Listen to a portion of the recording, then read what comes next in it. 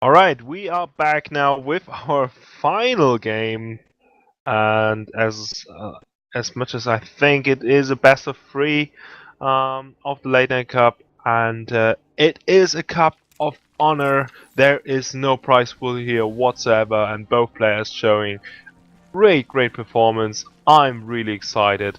What about you, Dale? This is going to be fantastic. This ace matches are my bread and butter. I love me an ace match, and we are in an ace match situation. 1-1.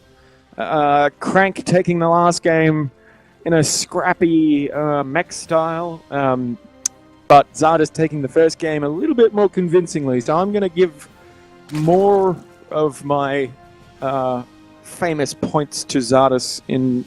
I don't know. He's going to win. Okay. Spawning in the top left-hand corner as the yellow Zerg, xardas. And spawning here in a bottom right side, my personal favorite for this final game, it is the Terran player Crank. Alrighty, so I'm expecting something crazy from somebody. Someone's going to do something just to win it. It's going to be a rush of some sort. What do you think? Well, that might be suspicious. As xardas is okay. He's just checking for a very cheesy play here from Crank, as it is kind of infamous to play the two wrecks from time to time here, but Crank is not the kind of guy that does that kind of play. So I'm really happy about this because I really want to see some other very epic play with mech and maybe some more aggressive style here from xardas. That was a really well-timed supply depot, cutting off the drone just as it got to the ramp. Yeah, greatly done there, like Frank. So the first expansion is down for the Zerg player, so yeah, no craziness from either player, as the Terran gets his orbital and goes into marine production like a chicken. The spawning pool is down for the Zerg player, and we're just basically going into standardized gameplay. Nothing crazy coming out from either player, but we will get to see a decent macro game then. Probably. Yeah, absolutely. A very early expansion this time. So normally he's building that up on the high ground, but feeling very comfortable doing this. So, and now he's mixing it up a little bit, not going for the Reaper and getting the double gas right now to to get his factory up very early on. Yeah, so basically sticking to his game plan. I think just I think it's a pretty versatile build that Crank does, building that kind of early, getting the early gas up, getting himself a factory, the starport, and it kind of gives him the opportunity to do whatever he wants, basically. Yeah, but look at the principle behind 1-1-1, really. It is only the small things, but xardas already producing 4 of these Zerglings, and he's anticipating the Reapers to come. So this is the kind of little advantage that Crank is already getting from, and of course xardas is now seeing the Marines and is like, all right, this time you are diversing the style a little bit there, and Crank will delay his Hellions there as well. So I'm really excited how Crank will change up his plan. Yeah, well, that's like I was saying, it gives him that opportunity because he from this position he can. He's not locked into anything. He could switch to bio or factory heavy play. He's in none of these openings is he locked into any real strategy. And once he sees what his opponent is doing is tends to be the point where he decides what he's going to do. And it just generally seems to be a lot of mech play. Absolutely, and it seems also xardas is also sticking to his kind of playstyle he was showing in the last 2 games against Crank, and getting a very early third base. But this does not implement that he is gonna go for a very economy-wise play, as he is getting a lot of gas here now from the natural base as well as from the main base. So I'm really excited if he is to see if he's actually going for a very early lair here. Yeah, it could be, and this is where Crank's style starts to backfire a little bit, as he's probably going to go Banshee, as he has done in pretty much every game so far. And so, knowing that, xardas has already put down spores, so that's going to shut down any harass that might come his way in terms of Banshee pretty quickly. Oh yeah, so we do see actually a very early Spore Crawlers, as he is anticipating a Banshee play here from his opponent as well, as he was showing before. But no, we do see some draw play beforehand, and also a Marauder too, because Crank is of course a little bit afraid of this yet again another Roach bust. And even the second bunker is being placed as well as a command center, so he will be staying a little bit more defensive right here. Yeah, those mines at the front door are going to make a huge difference in any sort of bust, especially Banelings, Roaches, or pretty much any unit at all are going to get demolished by those mines. And he's got more on the way, so that's going to help. But we do see the Banshee and Cloak coming out, so that's going to be a bit disappointing for Crank as he gets to his enemy's base and sees Spore Crawlers at the wazoo. We do see +1 melee weapons and Carapace and Lingspeed coming down, plus the Baneling Nest. So he's definitely heading towards a timing, I believe. Yeah, absolutely. Yet again, it might be that, but yeah, let's see if how Crank can deal with this. Yet again, he will be going for some siege tanks here. Another factory has been added, and this is gonna be seen by xardas the Overlord here. And he will be preparing a colony, but a nice little harassment here with mines at the third base, but there aren't that many workers, therefore actually not that bad. And the Spore Crawler actually out of position here, so he can actually do some damage. Yeah, I like just dropping one mine at a time in every base. And oh god, oh god, oh god, oh god, oh god. Okay, so really nicely done there, just having the one drone get killed. And the mines have all been picked off, and so did the medevac. So that was probably not really worth it. He got 5 workers killed, I guess. So it's not a complete disaster, but it could have been better. Indeed, I have to agree with you. This wasn't that good, and investing a lot into these mines here, because the production of mines means that he wasn't producing any Hellions at all, and he's only having Marines and siege tanks at the moment. So if you have a good amount of Roaches and maybe some Banelings, this is actually a really good army position. Oh, but the fourth base here has to be cancelled by, and being annoyed here by the Cloak Banshee, which is a little bit delayed, but still being a little, quite annoying here. And it seems like xardas is not attempting to go for this timing attack yet. We have an attack in the third base of the Terran player. Just a couple of lings, a bit of a ling run by. Getting no workers killed, unfortunately, but giving him a little bit of time, a little bit of a distraction.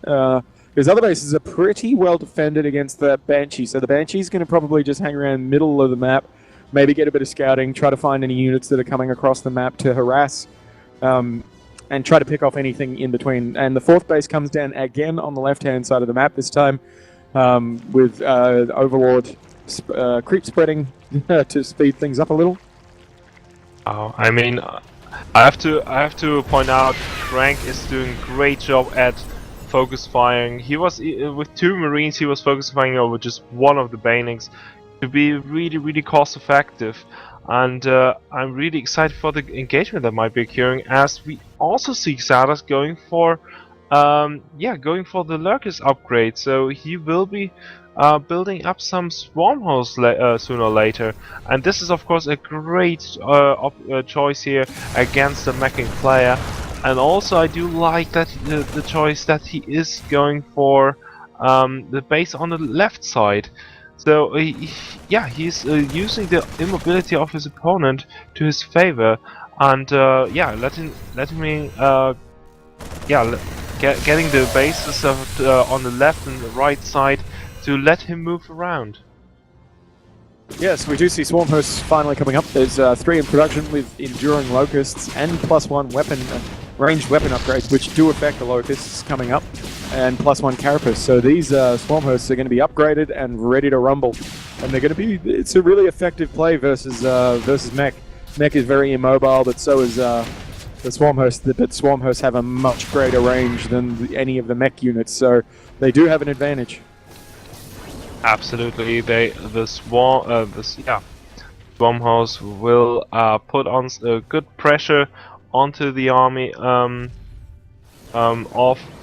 Frank, of course, and he needs to get his Hellbats out to really deal with this. Yeah, he does, and he's going to have to get some Medivacs out as well to drop those. Well, his best bet would be to pick up Hellbats and drop them on the Swarm Host, although he doesn't know Swarm Hosts are on the way yet, only we do. So we get a bit ahead of ourselves telling him what he should be doing. But once he sees them, that would be his best bet, to pick up the Hellbats and drop them on the Swarm Hosts. Yeah, that would be the ideal engagement for him. But also he wants to make sure to make let some drops appear here. Also getting some harass onto the Zerg, because if you let the Zerg uncontested, he can just build up so many of these bases and get all the gases he needs for the late game. And we already see the Hive, and the first Viper is in production. Yeah, this is going to be extremely hard for Crank to counter. With the Vipers in there on the Swarm Host, you probably start producing static defense. And the thing about the Swarm Host play is that the resources start to bank up, because they're actually relatively cheap for how efficient they are. And we can already see that in terms of minerals. We're at 2,400 minerals for xardas, though Crank is banking minerals as well. That's mostly because he's mech and he's still muling, so that's a bit of a problem when you go mech and muling, because they tend to focus on mules tend to be built for bio players. But we do see the first wave of locusts streaming across the map, dropping them like a bomb and then uprooting and moving on. Absolutely, they're gonna try and harass the third base. Crank wants to defend the base, as it seems. If that is the right choice, or if he should just go around the lurkers. Oh, just short. So he sieges up on the high ground, and this many locusts versus that many siege tanks, they're probably not going to get a whole lot done, unless he unsieges like he just did. This is terrible. This is a bad idea. Oh, but I do like the choice he's going around, because the two siege tanks are actually doing good of damage, but one at least gets sniped here by the Swarm Host, and oh, he's going around, he's going for the counter aggression, but xardas is seeing it, so he will be fall back. And it really now depends on the engagement and how the Ravens also might be effective against these Swarm Hosts. Just take a look at the creep spread in the minimap from the Zerg player. It's set up perfectly to defend his entire base by moving around with these Swarm Hosts, dropping a bunch of locusts, and then moving. Oh, and he pulls the Ravens in. What a fantastic choice. Yeah, but they don't get shot, so they can actually put on their point defense drones, which is really nice. And now the lurkers, they are killed by these Hellbats. If he wants to advance here, and it's looking good here for Crank, he might be taking out this base. Oh, it's going to be dicey. Another wave of locusts come out, and he's going to have to fall back. The Vipers come in and the Hive. There is a bunch of Hydras behind this, so it's not the only unit in the game. And the Blinding Cloud, phenomenal Blinding Cloud. There's still so many locusts here, and they do so much damage. But units get a little bit clumped up, so therefore the siege tanks can do a lot of nice shots here. The lurkers yet again going to get a snipe maybe on one of the units. Oh, this is not too good here for Crank. He is losing a lot of supply here. He needs to destroy the base or needs to retreat for the moment. Yeah, this is just Locust is so efficient, and Going against mech is the worst. It's like the reason Protoss hate Swarm Hosts so much. Their units are so expensive and Locusts are free, so they're just so efficient at taking them down. We do have a Terran player on 4 bases though, so he's going to have a lot of units to throw away. But nice little siege tank line here for Frank, therefore he can take out the Locust before touching his army. This is not too bad here for Frank right now. And the point defense from there helping out so much. Yeah, they're such a powerful unit, as we discussed earlier in the night. They can turn the tide of battle even against Locusts and or even against Thors in the other way. Absolutely right, and here we go. Oh, the Locust might catch 2 or 3 of these siege tanks. It's really bad, but now he will be getting in a really good spot, and a little bit of counter aggression on the left side, but xardas is a little bit out of position right now, and the Lurkers and the Swarmers, I don't know if they are enough. Oh, and now the Ravens are revealing them. They're starting to be picked off by some of these siege tanks. They need to uproot and get out of there and link up with the rest of their units. It's just not enough Swarm Hosts. If I were xardas, I would basically max out with Swarm Hosts so that no matter how much I had. Blinding Clouds again, phenomenal Blinding Clouds, blocking everything off from shooting, protecting the Locusts from damage as more and more waves of the Locusts come out. The Ravens are still alive, dropping those point defense drones, which is so vital against all of these Locusts. Another huge wave comes down, but the siege tanks no longer blinded clouded, chew through them almost instantly, losing nothing in exchange. And now we're going to have a bit of a stalemate situation as those Vipers start to build energy up off the evolution chamber. Phenomenal play here by both the players. On the left side we do even see some cancellations with hatcheries trying to block the 4th base here of Frank.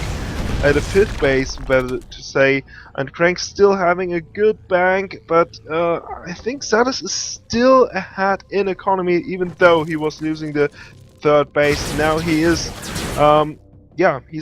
he wants to take a revenge, wants to attack on his side, on the right side with the Swarm Host, trying to get that planetary under the rest. This is going to be make or break, because if these Swarm Hosts if Crank finds where the Swarm Hosts are, and he knows, and he obviously does, he's scanned them, he's found them, he's going to get up there and he's going to wipe them out, and there is not going to be enough time. And here is the GG player. Although the Locusts do spawn, I don't think there's going to be enough. And oh my god, they die so quickly. The Seeker Missile not going off, but he is killing indeed a lot of Swarm Hosts. They are now on creep, so they'll get away. Exactly right. So this is actually still very close, but Crank is moving forward. He is trying, he's seeing the victory. He wants to end it right here, right now, all over the... he has so many siege tanks, he needs to get in the right position, but the Blinding Cloud, it's perfect! And some Corruptors come in from the side, Blinding Cloud blocking all these units off from shooting. Even Roaches taking no damage from all of these siege tanks, and a huge wave of Locusts come in, and this might be it. This might be where the penny drops.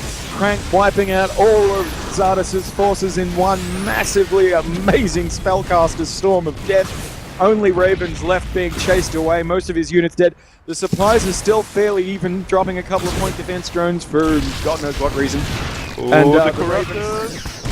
And there's the Widowline Wall as all the Corruptors die in a horrifying blast of death. So now the supplies even right up. In fact, xardas dropped below, but he still does have his pretty much the majority of his Swarm Hosts. Though the production for Crank is enough to replenish. There are 32 Lings on the way. Wow, there is a second to breathe. What a game here between these two players. We do see Brood Loss now on the way here for xardas. This is a nice little switch, but we already have the Vikings here on the field for Crank. And after losing so many of these Corruptors, Crank might have the possibility here to come back into this game. And still a little bit run by here with Zerglings on the left side, denying the command center. But we still have the base here on the right side. A lot of mules being called to get the initial resources. This is just unbelievable, the back and forth of this game, and the Ling's getting surrounded. Oh, yeah, Ling's getting surrounded on Hellbats is going to end really well. They got roasted. I'm not sure how many Lings that were, but in the middle of the map we have a massive engagement as a wall of Locusts come down and start engaging those siege tanks. the Widow Mines come running up the hill, and they're being revealed by the Ravens. The Widow Mines burrow. Oh, they're not going to get out of there in time. And, oh god, the horror! Those Widow Mines. What a hit! Those Widow Mines are the MVP of the year. 8 Widow Mines have won this game for Crank, I think. That was amazing play by Crank, putting the mines onto the swarm host. Who could have believed that that was even possible? And therefore, Crank is moving forward. He is taking out the base on the right side. The units are streaming in. Not that much energy on the Vipers. He needs to pull some of the units, and he has to be so careful on the other side. He needs to get the most efficient engagement of his life, and the Widow Mine streaming forward again, but they're getting picked off this time as I think xardas is completely aware of the terror that Widow Mines now face. For everybody, the Hellbats are now moving in, wiping out the last of the Hydras. Seeker missiles going off on the Broodlords. The Broodlords being the only thing standing in between what's left of the Swarm hosts and this massive mech army. 50 supply in the lead. Terran player now storms up down the ramp towards the natural expansion and main base of his opponent. Broodlord getting picked off by the Vikings there. There isn't much left between Crank and victory. I cannot believe what a game here from Crank, showing great performance. The Ravens, they have so effective spells here onto the army here of xardas, and doing such a great job, and he is just superior in his army composition. Yeah, we do still have Swarm hosts, so while there are Swarm hosts on the field, there is the potential for some sort of turnaround, but Crank's production facilities are unmolested, and we get the good game, well played from xardas, and wow, what a phenomenal series, coming down to one of the best games I've ever seen. That was crazy. Tonight has just been ridiculous after ridiculous game. It's been so much fun. Wow, what a final. I cannot believe what we're experiencing here. Crank with phenomenal play there, and with his Ravens showing how it's done. Yep. Right, Dale. So that wraps up the evening. Crank takes the victory for ESL's Late Night Cup. Unfortunately, just an honorary title, but that's it's a pretty big title. It's an ESL Cup. It's casted by us, so it's amazing. Thanks to my co-caster, Gentle Giant, and Schmigel, our producer. Follow us on Twitch, follow us on Facebook, follow us on YouTube. The links have been posted relentlessly in the chat, I'm sure. Over to you, Gentle, and good night from me. Yeah, thank you, Dale. It was a fantastic night and a fantastic tournament to cast with you. And of course, again, congratulations to Crank. And xardas, of course, is showing great games there. So really excited to cast even more. And I hope you were enjoying it as well. And as Dale was saying, please follow us. It is much appreciated. Tomorrow we will continue with the ISTL. You should definitely check this out. So stay tuned, guys. See you next time.